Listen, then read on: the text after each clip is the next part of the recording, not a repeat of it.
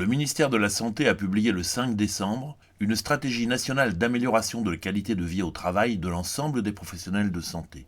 Et le lendemain 6 décembre, Marisol Touraine, transformée en mère Ubu, a voulu imposer un de ses collaborateurs comme sous-directeur de l'Institut Gustave Roussy.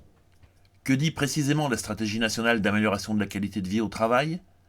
Cette amélioration est une priorité politique. La priorité politique, c'est surtout aujourd'hui de trouver pour ce garçon un poste pérenne en région parisienne, avant le grand chambardement et au mépris du choix des acteurs de terrain. Il faut généraliser les baromètres sociaux.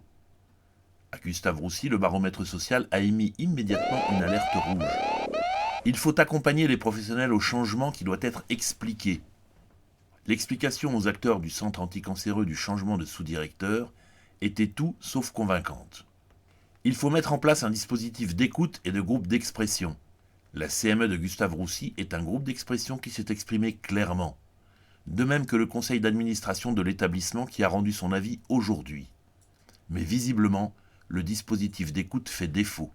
Reste l'intervention d'une équipe pluridisciplinaire composée de psychologues, d'assistants sociaux et de conseillers.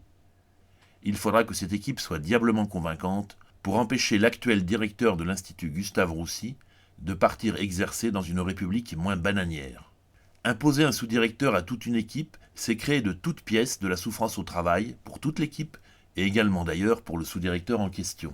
C'est mettre en péril, outre la qualité de vie au travail, la qualité même du travail. Et c'est prouver que la stratégie nationale mise en place en fanfare le 5 décembre, loin d'être une réponse au drame que l'on a pu connaître récemment dans d'autres établissements, n'est qu'une vulgaire opération de communication.